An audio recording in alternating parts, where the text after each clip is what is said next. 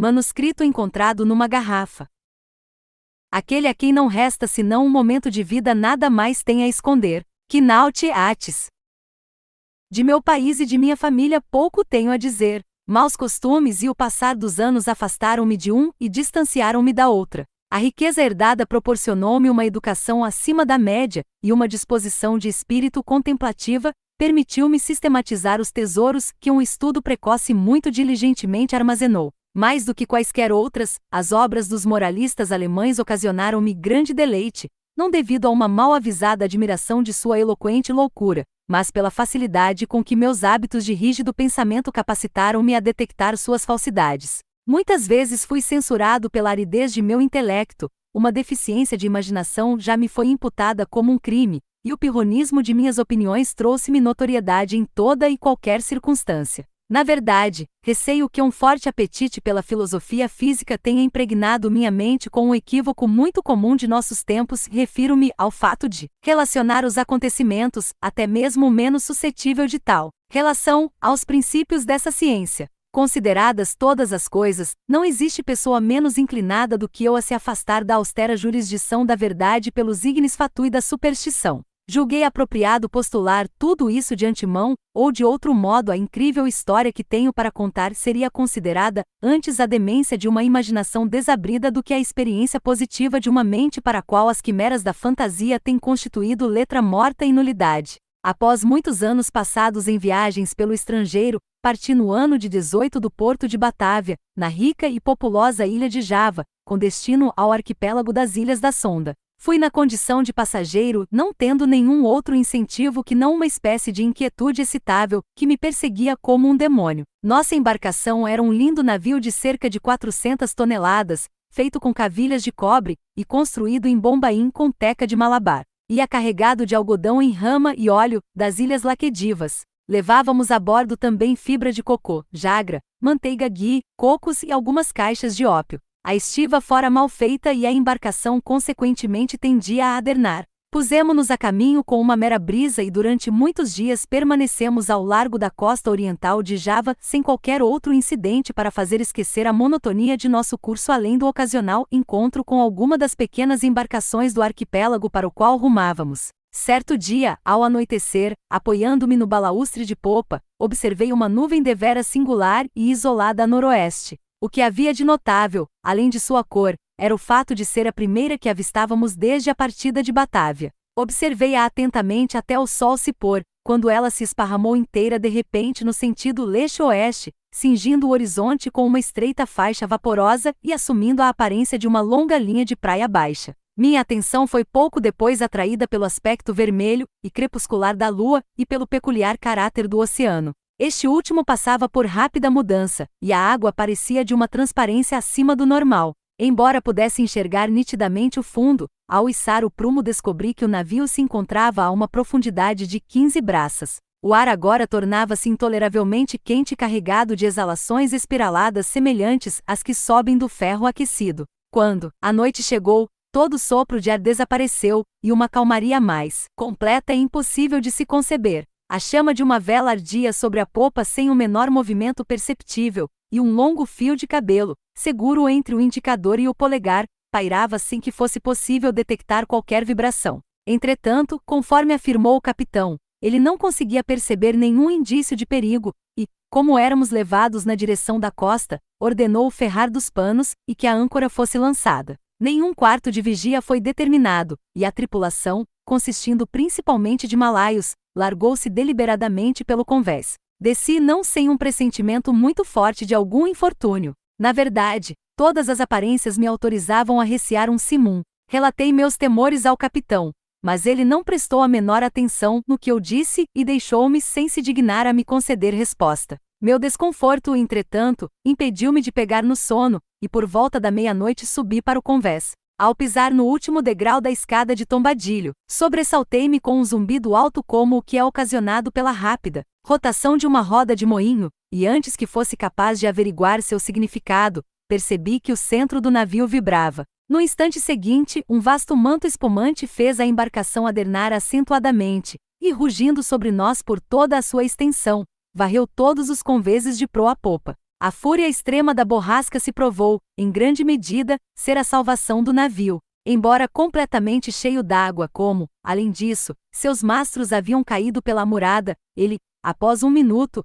ergueu-se pesadamente do oceano e, oscilando um pouco sob a imensa pressão da tempestade, finalmente se endireitou. Mediante que milagre escapei do fim é impossível dizer. Atordoado pelo choque da água, dei comigo mesmo, ao me recobrar, enfiado entre o cadaste e a roda do leme. Com grande dificuldade me pus de pé e, olhando em torno, a cabeça girando, fui inicialmente tomado pela ideia de que nos encontrávamos em meio à arrebentação de rochedos, tão terrível, além da imaginação mais desbragada, era o turbilhão oceânico montanhoso, espumante que nos engolfara. Após algum tempo, escutei a voz de um velho sueco que subira a bordo no momento em que deixávamos o porto. Saudei-o com todas as forças e não tardou para que se dirigisse à popa, cambaleante.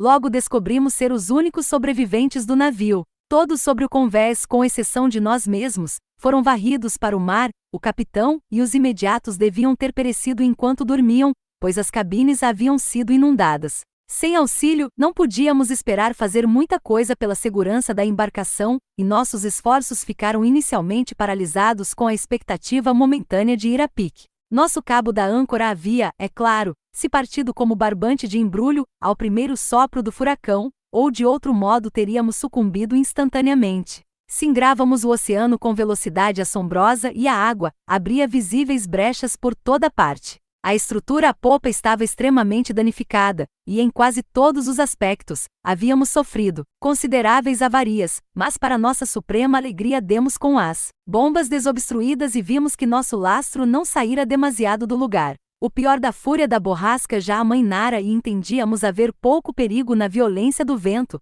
mas antecipávamos sua total cessação com desalento, acreditando piamente que em nossa condição avariada pereceríamos inevitavelmente nas tremendas vagas da ressaca que se seguiria. Mas essa bem fundada apreensão não pareceu de modo algum perto de se verificar. Durante 5 dias e 5 noites nos quais nosso único meio de subsistência foi uma pequena quantidade de jagra, resgatada a grande custo do castelo de proa, nossa precária nau deslizou a uma velocidade que desafia o cálculo, sob uma rápida sucessão de súbitas ventanias que, embora não se igualando em violência à rajada inicial do Simum, foram ainda assim mais terríveis do que qualquer outra tempestade por mim presenciada. Nosso curso ao longo dos 4 primeiros dias foi, com variações desprezíveis, sudeste a 1/4 de sul, e devemos ter descido pela costa da Nova Holanda. No 5º dia o frio tornou-se extremo, embora o vento houvesse passado a soprar um ponto mais para o norte. O sol despontou com um brilho amarelo fraco, e subiu muitos poucos graus acima do horizonte sem emitir nenhuma luz determinada.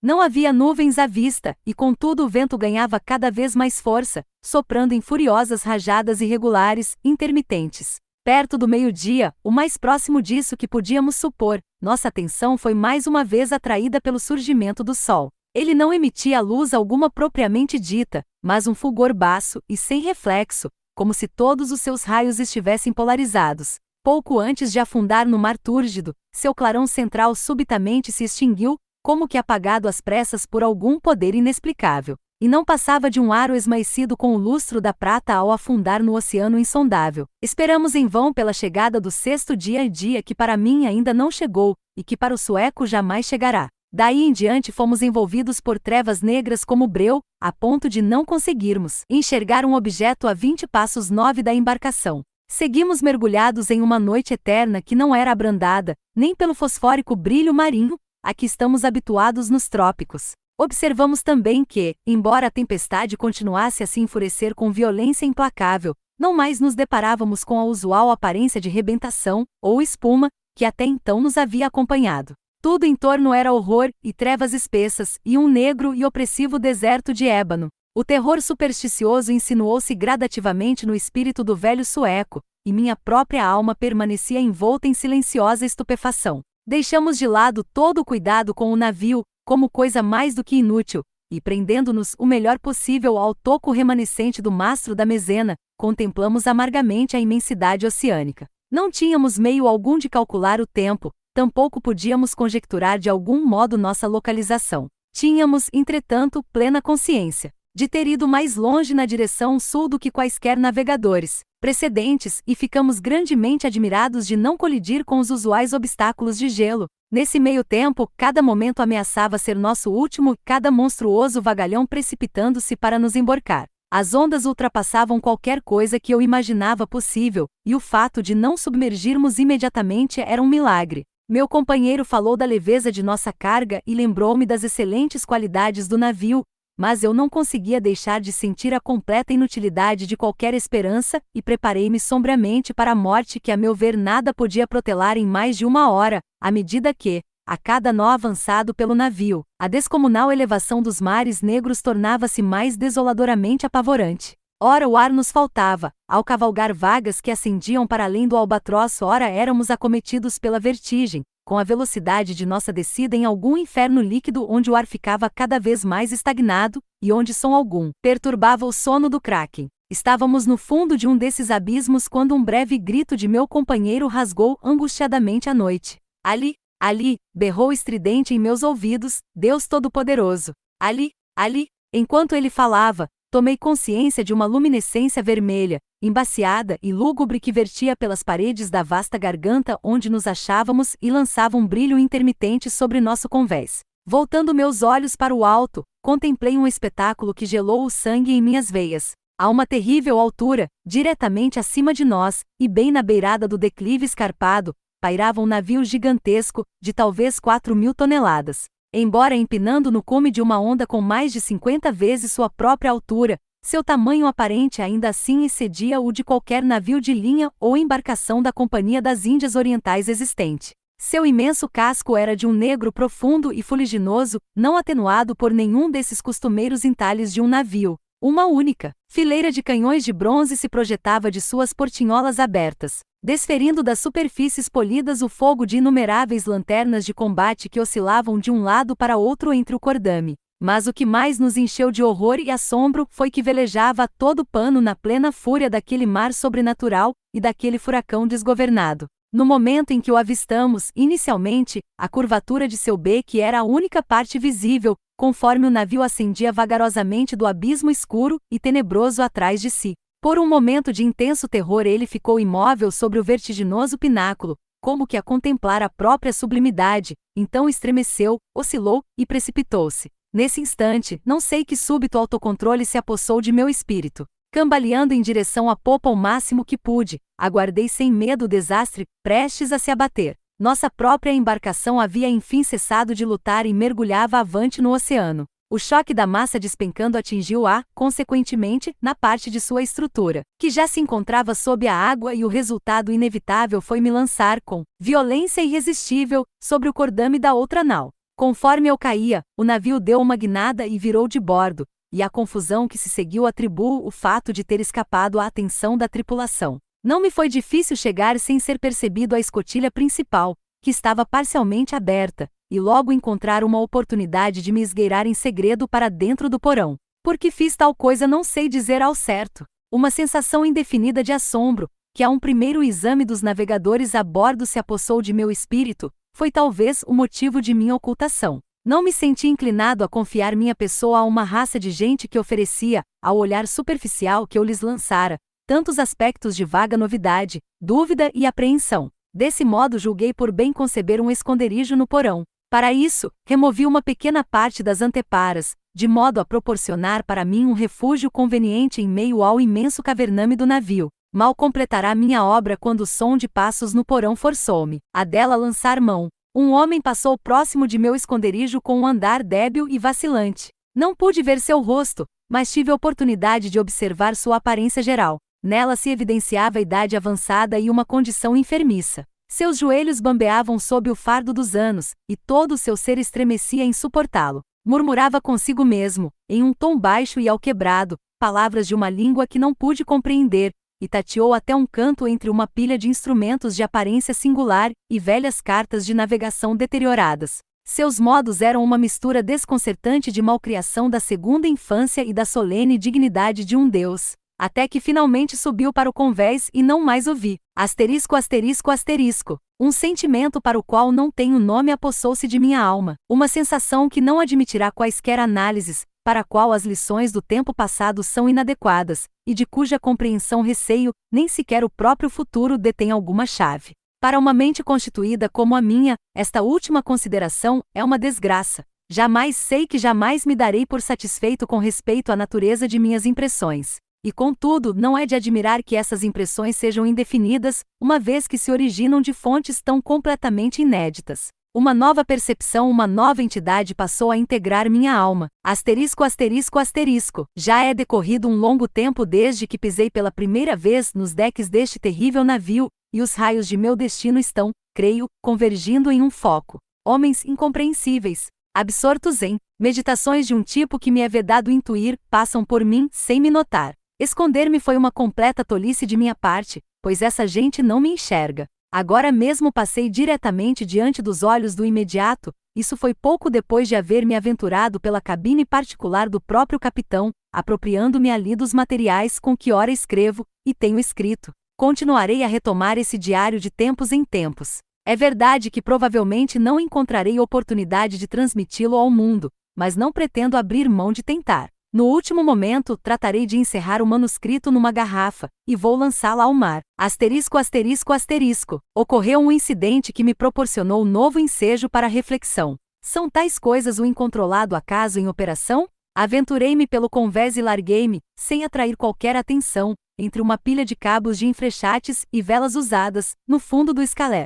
Enquanto cismava na singularidade de meu destino, aplicava pinceladas distraídas com uma brocha alcatroada às beiradas de um cutelo cuidadosamente dobrado sobre um barril perto de mim. Essa vela está agora envergada no alto do navio e as irrefletidas pinceladas da brocha formaram a palavra descoberta. Tenho feito muitas observações ultimamente sobre a estrutura da embarcação. Embora bem armada, ela não é, creio eu, uma belonave. Seu cordame, feitio e aparelhamento geral constituem todos uma negativa a suposições nesse sentido. O que ela não é eu posso perceber facilmente, o que ela é receio ser impossível dizer. Não sei como isso se dá, mas ao escrutinizar seu estranho modelo e singular disposição de vergas, seu tamanho imenso e velame prodigioso, sua proa austeramente simples e popa antiquada, ocasionalmente cruza minha mente a sensação de coisas familiares, e sempre vem misturada a essas sombras indistintas da memória uma inexplicável lembrança de antigas narrativas estrangeiras e de eras perdidas no tempo. Asterisco, asterisco, asterisco. Tenho estado a observar o arcabouço do navio.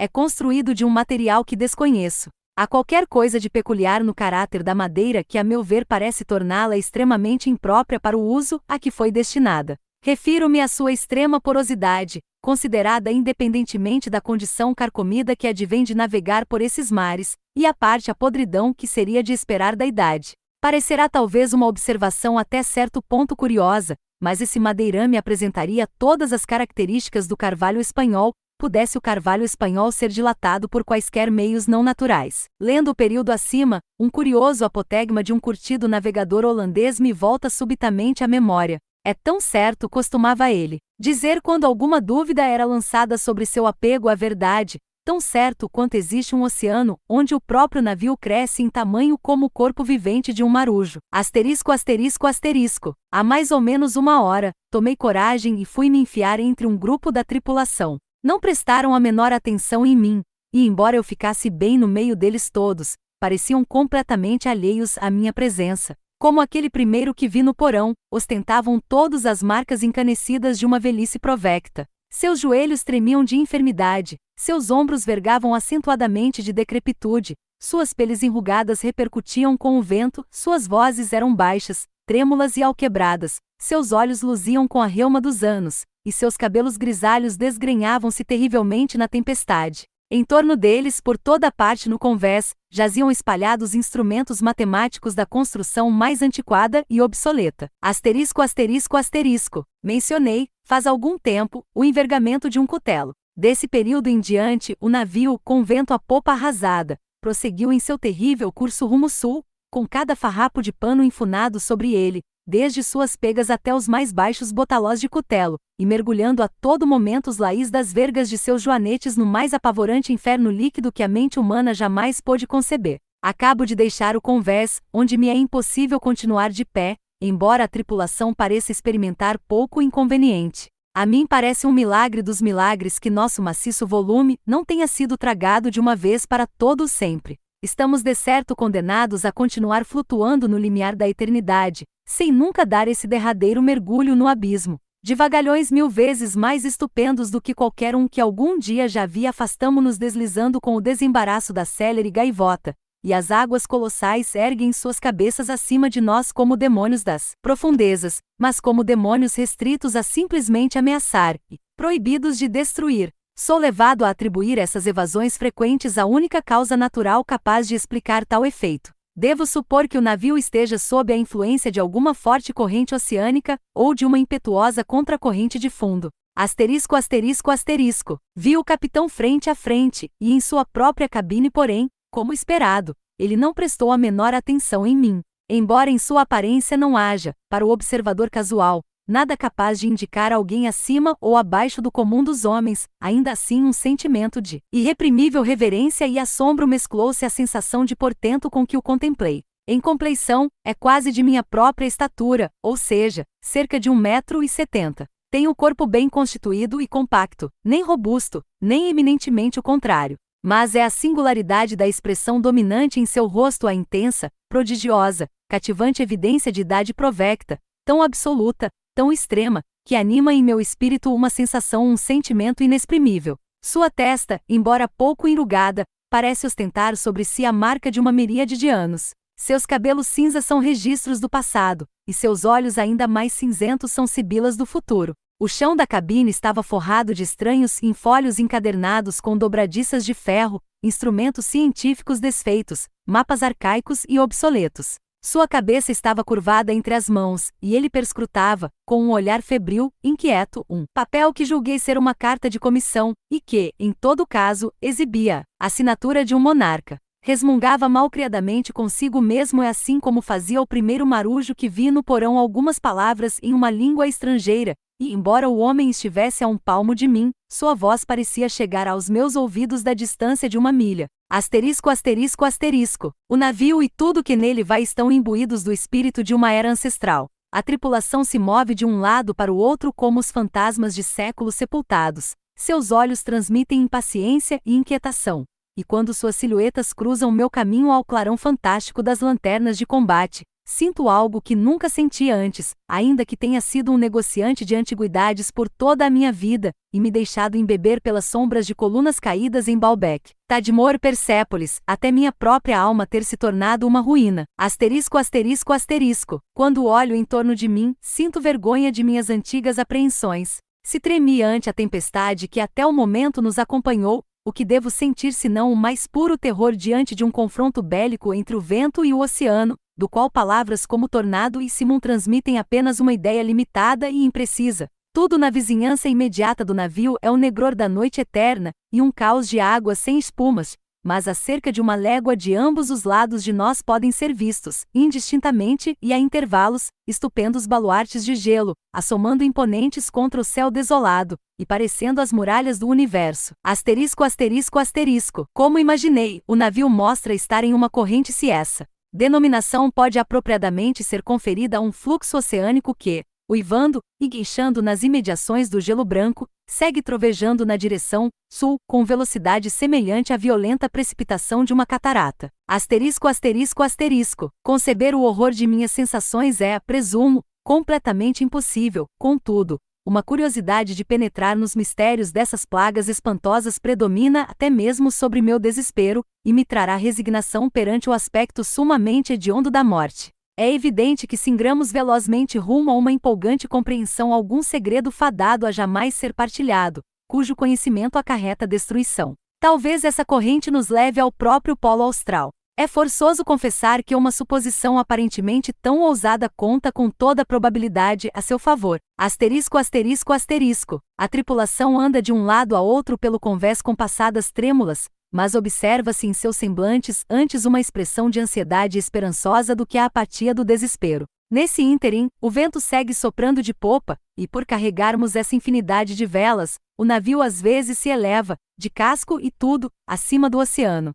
Horror sobre horror! O gelo se abre subitamente à direita e à esquerda, e rodopiamos vertiginosamente em imensos círculos concêntricos, girando e girando pelas bordas de um gigantesco anfiteatro cujas paredes no alto se perdem nas trevas e na distância. Mas pouco tempo ainda me resta para refletir sobre meu destino. Os círculos rapidamente ficam cada vez menores e mergulhamos desvairadamente nas garras da voragem, e em meio aos rugidos, aos clamores, aos estrondos do oceano e da tempestade, o navio estremece e ai, Deus, e desce. Nota: o manuscrito encontrado numa garrafa foi originalmente publicado em 1831-1833, e não foi senão depois de muitos anos que tomei conhecimento das cartas de Mercator, em que o oceano é representado como correndo, por 4 bocas, para dentro do abismo polar, ao norte, de modo a ser engolido pelas entranhas da terra. O próprio polo é representado por um rochedo negro, assomando a prodigiosa altura.